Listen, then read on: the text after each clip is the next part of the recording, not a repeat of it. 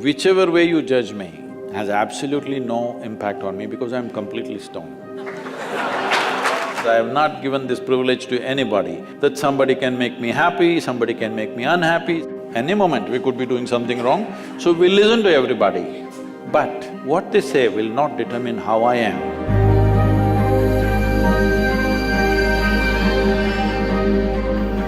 So Sadhguru, sometime back I happened to be in a situation where a friend of mine was drunk. So when she was in the drunk state, she was repeatedly saying that please don't judge me as I'm drinking, please don't judge me. It is… but she's lost her judgment, but she doesn't want you.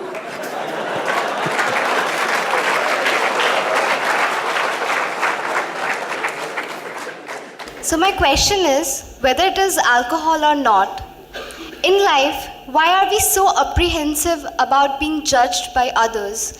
And how can we not let this come on our way of being happy?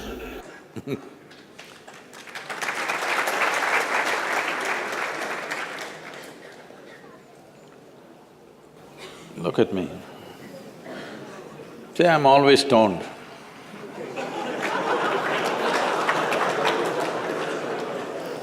Never touched a substance, but always stoned. You can judge me whichever way you want.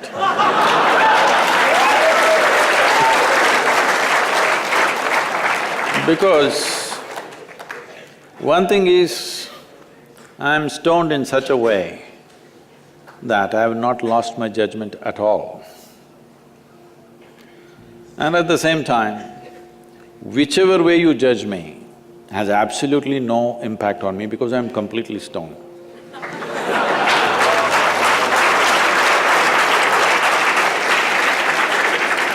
Having said that, why this consumption of alcohol and drugs is growing the way it's growing in the world is, this is because the heavens have been collapsing.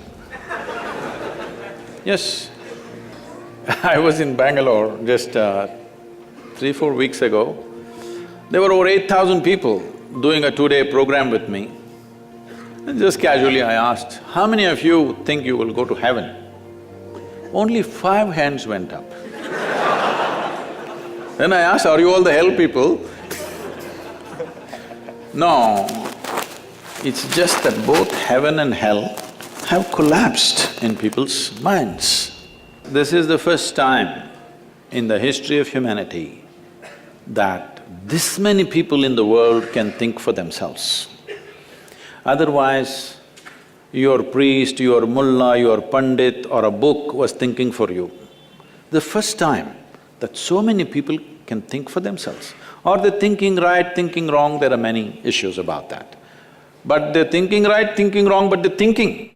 So all illogical things are naturally collapsing. Still, this generation has not fully walked away from it, still there is fear. They can't openly say, there's no goddamn hell or heaven. They're still fearful about it, but they're trying to make a little heaven for themselves here. So, hey, wait. So naturally, when they're not able to do it for themselves out of their own intelligence, they will fall back on chemicals. Today, just to take very affluent societies, because every society is aspiring to be like that, let's say you take United States, which is the most affluent nation on the planet right now. 70% of US population is on prescription medication. Another 30%, of course, buying it off the back streets.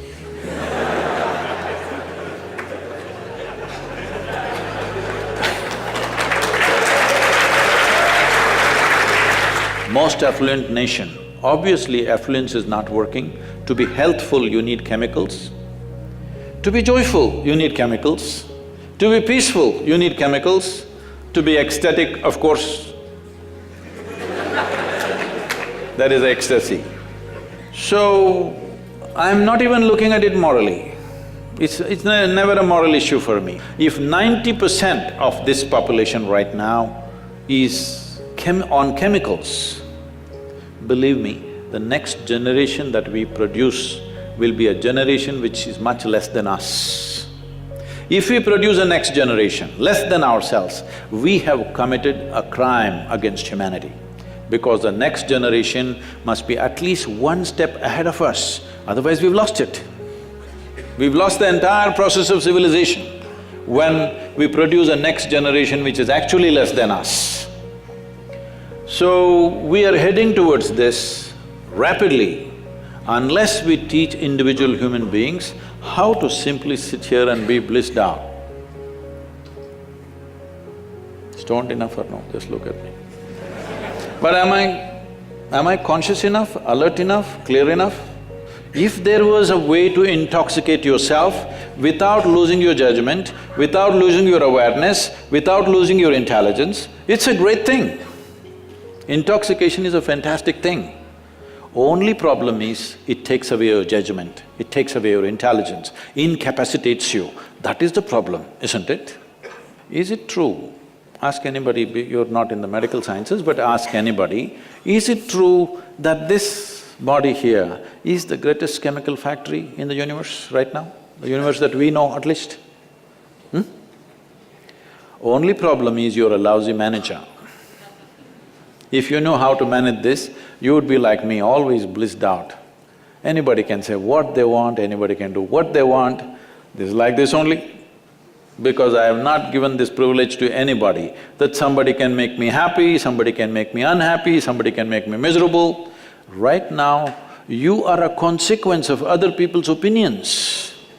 Where do you plan to go like this? Anybody can ruin you. You went outside, somebody told you, Shreya, you are the most wonderful human being we have seen. Then you were floating on that cloud, what number? What number? 9. Oh, in South we do 11. You were floating on cloud whatever number, and you came home, people at home told you who you really are. And the cloud will crash. No. It's very important that neither this way or that way, we listen to everybody because we could be doing something wrong. Hello? Any moment we could be doing something wrong, so we listen to everybody. But what they say will not determine how I am. Never, ever. This you must fix and you must tell your friend when she's not drunk. Because otherwise she won't